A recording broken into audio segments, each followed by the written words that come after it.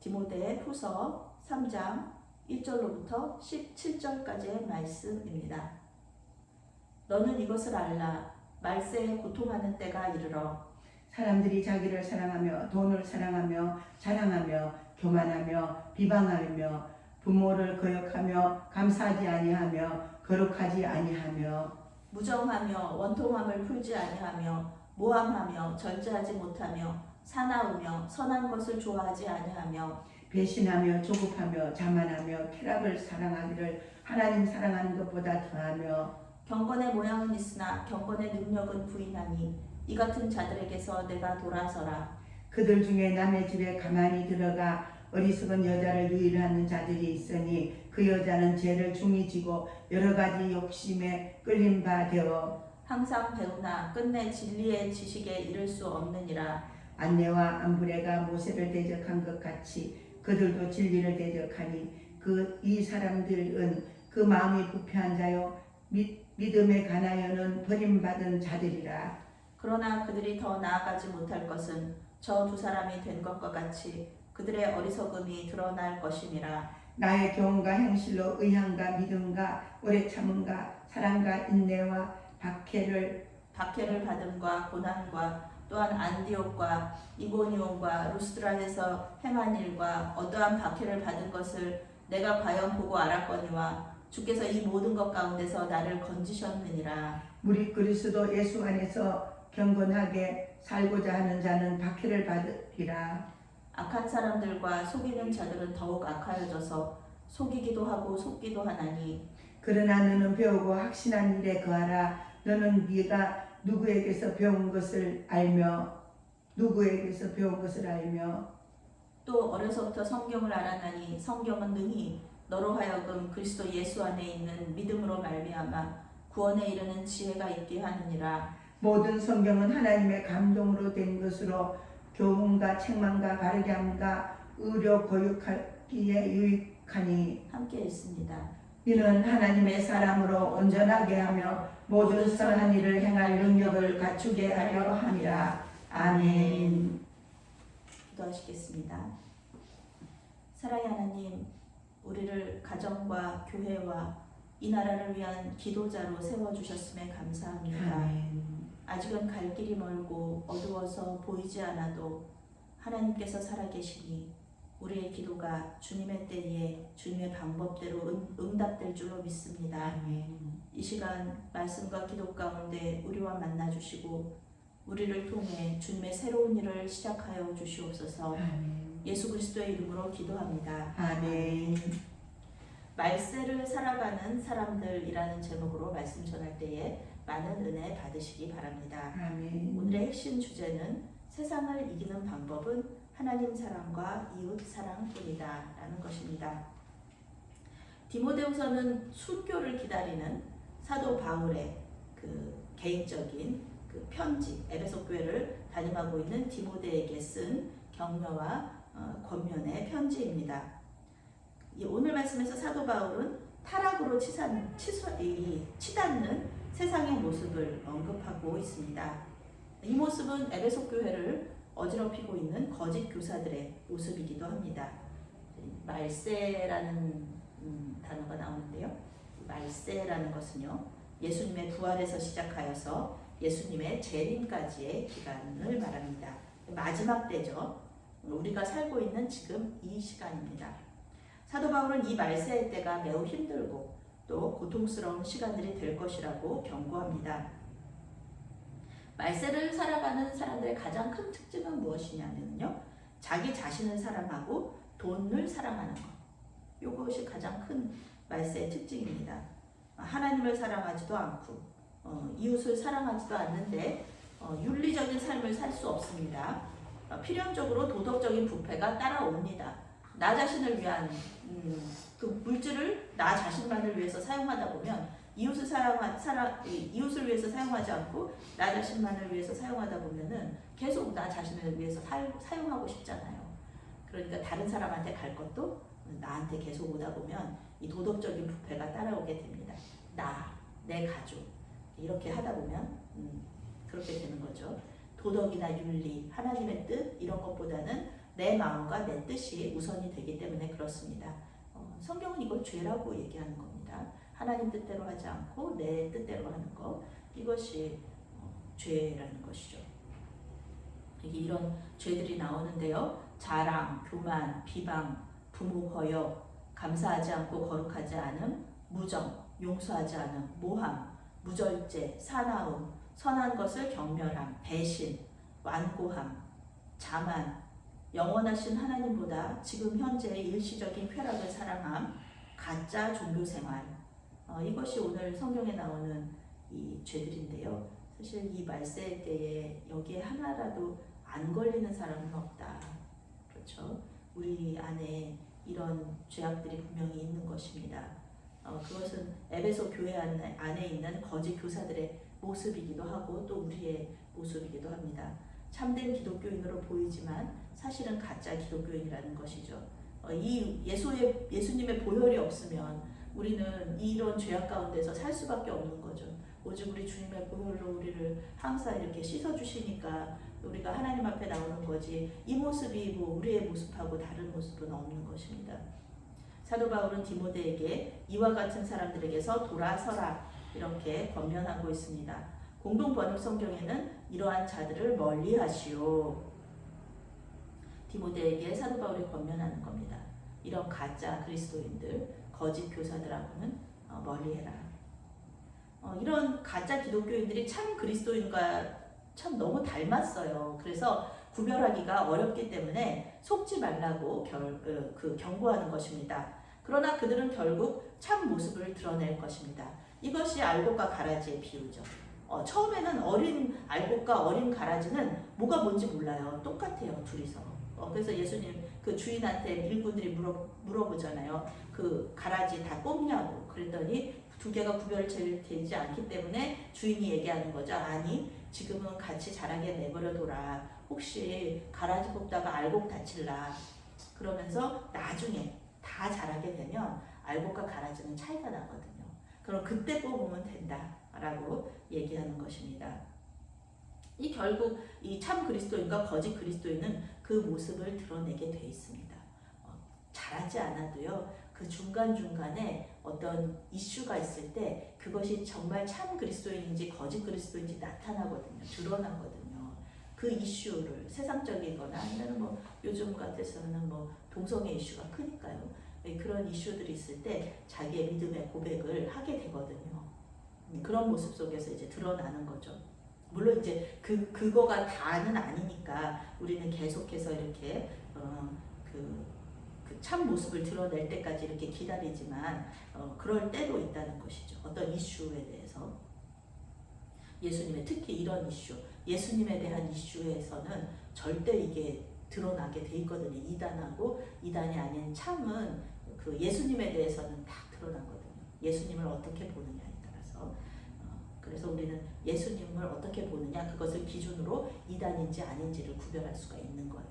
예수님을 뭐 그냥 사람이라고 본다든지, 예수님을 죽었는데 다 부활하지 않았다고 이렇게 얘기한다든지, 아예 처음부터 안 죽었던 거라고 이렇게 얘기한다 그러면 그것은 이단이라는 것입니다.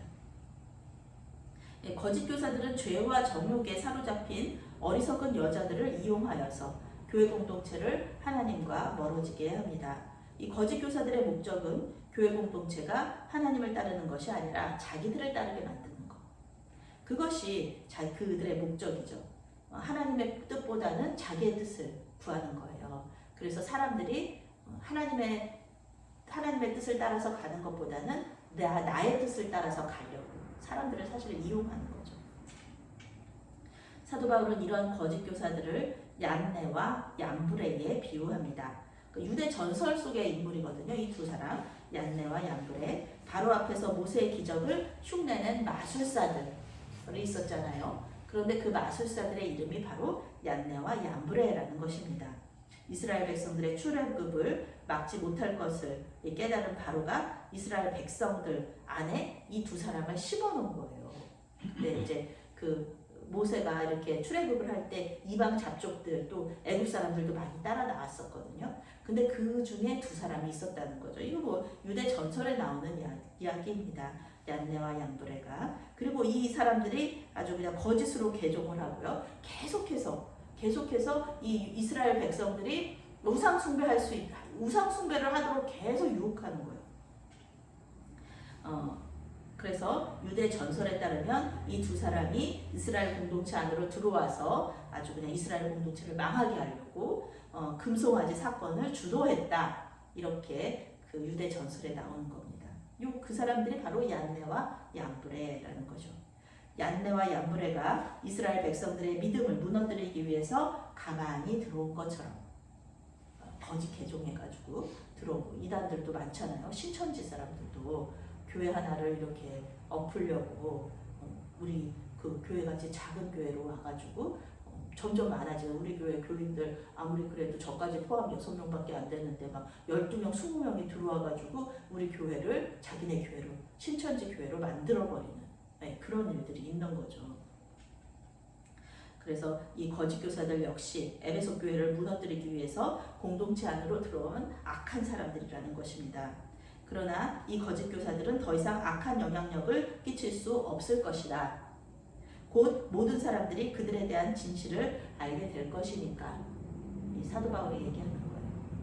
얀네와 얌브레의 정체가 밝혀졌던 것처럼, 그래서 결국 그들이 성공하지 못했던 것처럼 하나님께서 거짓 교사들의 정체를 드러내셔서 그들의 악한 계획이 성공하지 못하게 될 것이다 라고 이 사도 바울이 얘기하는 거죠. 사도 바울은 디모데에게 마지막 명령으로요 2개의 지침을 주고 있습니다. 그것은 무엇이냐면은 사도 바울의 모범을 따라라. 사도 바울 항상 얘기하잖아요. 나를 본받아라. 대단한 믿음이고요. 대단한 사람이에요. 나를 본받아라. 이렇게 말하기 참 쉽지 않거든요. 그런데 사도 바울은 나를 본받아라. 그리고 성경 말씀을 따라라. 성경 말씀에 순종해라. 이렇게 말하고 있습니다.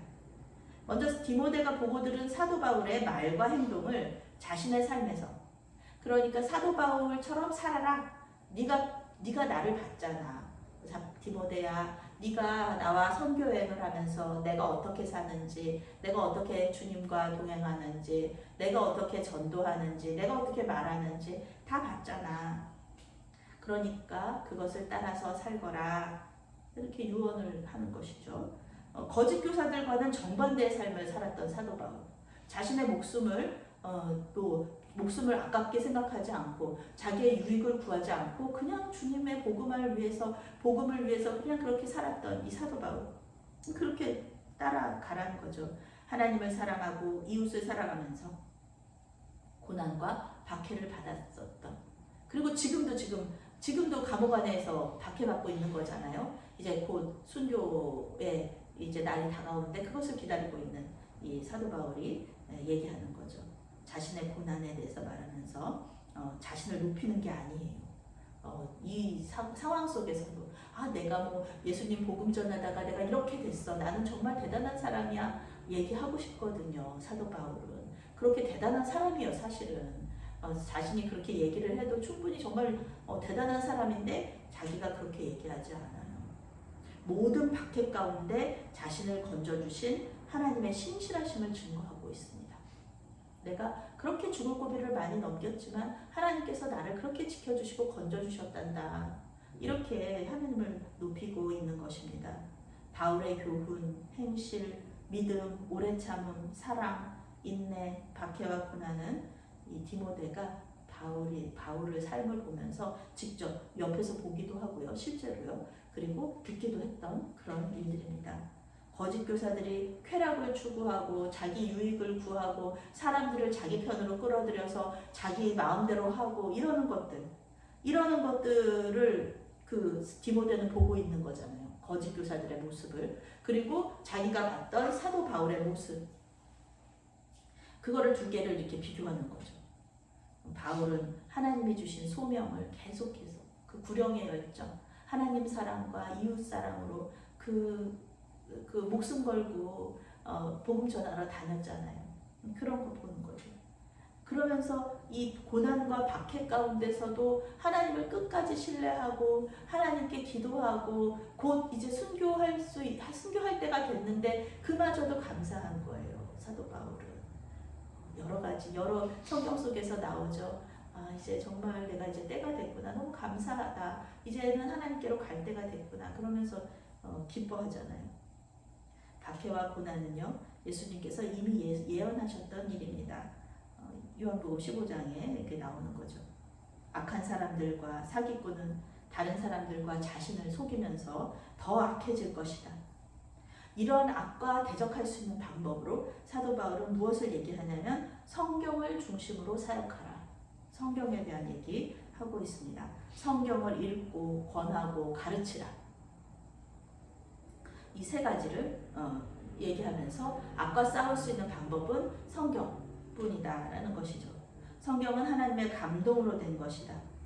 성경의 모든 글자에 하나님께서 숨을 불어넣어 주셨다는 뜻입니다.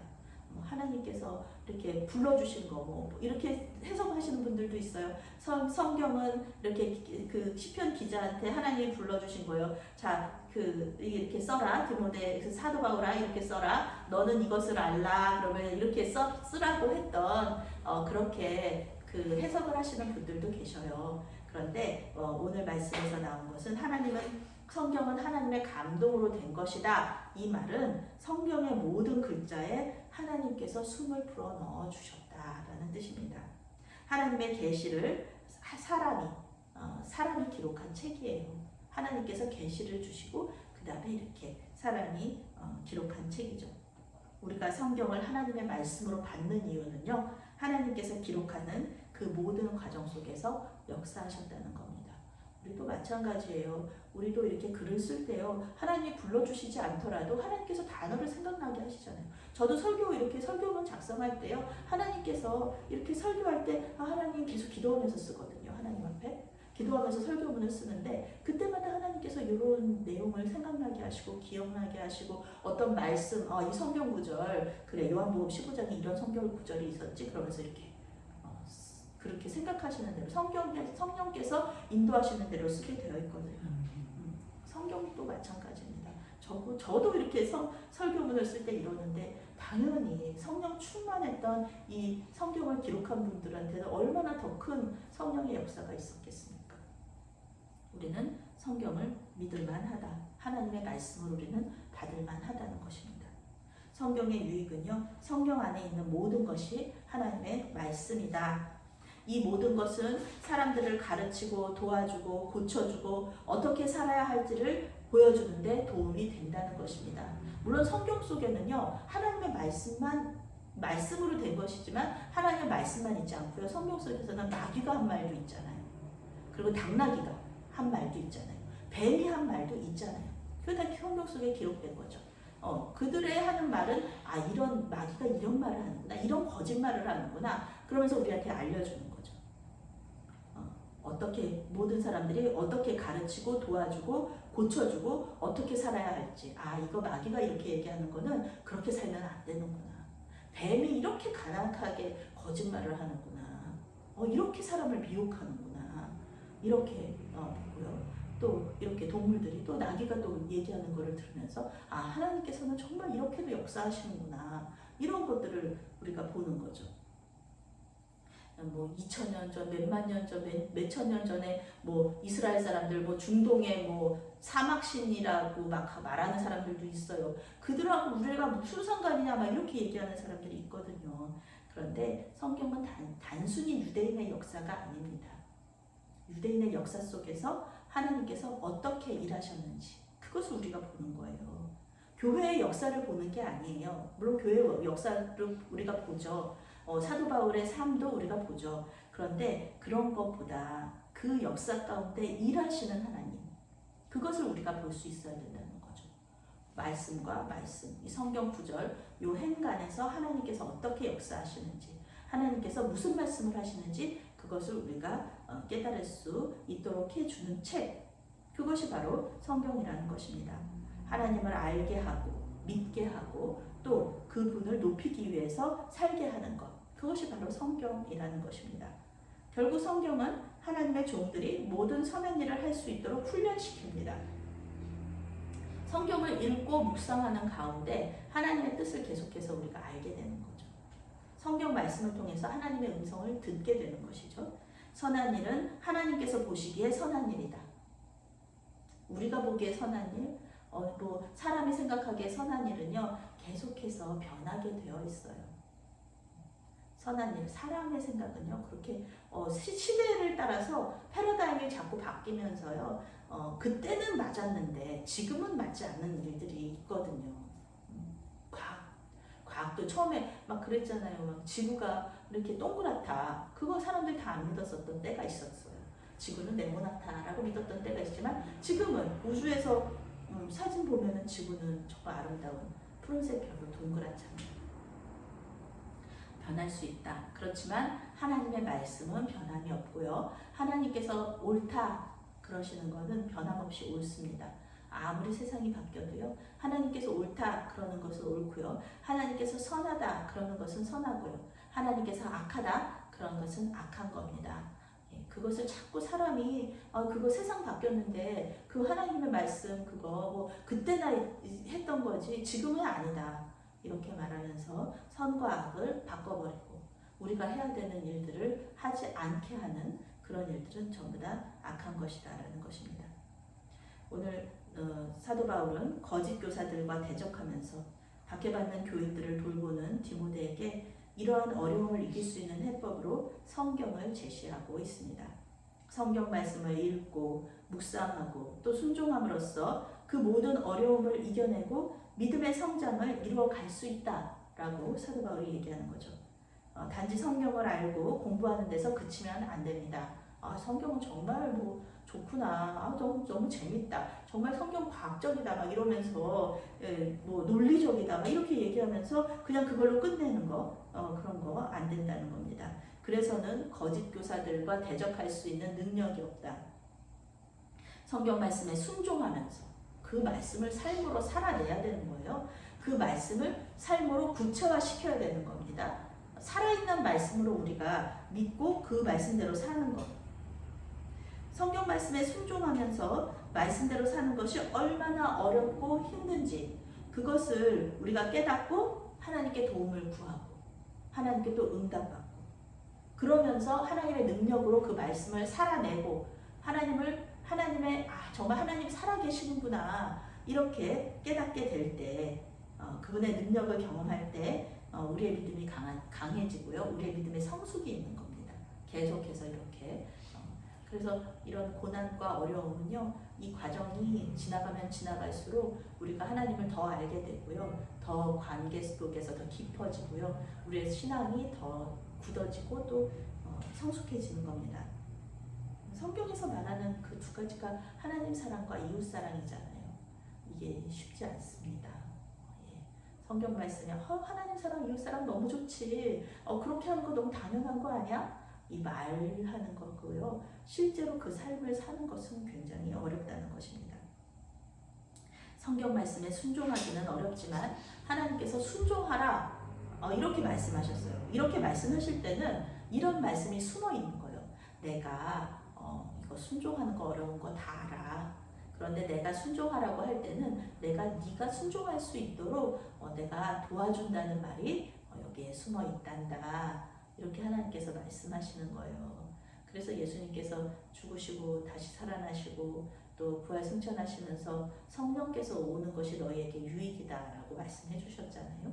성령께서 우리가 예수를 믿는 순간에 우리 안에 성령께서 내주하시게 되고 그리고 성령의 능력으로 우리는 순종할 수 있는 힘을 얻는 것입니다. 나는 못해. 나는 포기하지. 나는 못하니까 나는 그냥 포기할래. 이런 말씀에 어떻게 순종해?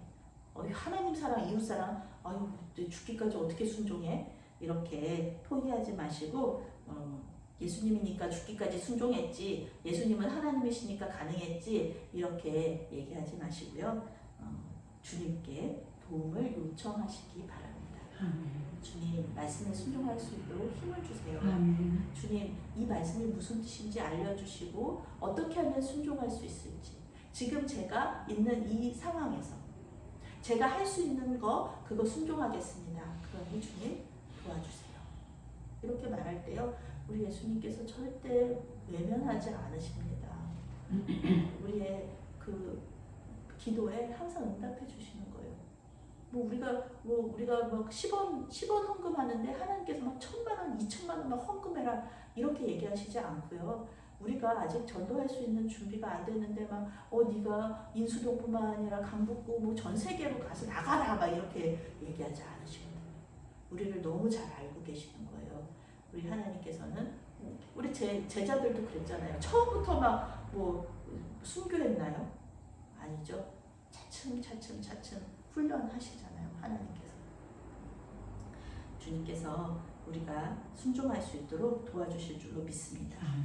말씀에 순종하심으로써 주님께 주님을 기쁘시게 하고요. 또 진정한 평안을 누리시는 저와 여러분이 되시기를 바라겠습니다. 아멘. 사랑의 하나님, 하나님의 말씀에 순종하는 것이 복인 것을 알면서도 말씀에 순종하지 못하는 우리의 연약함을 불쌍히 여기사 용서하여 주시옵소서.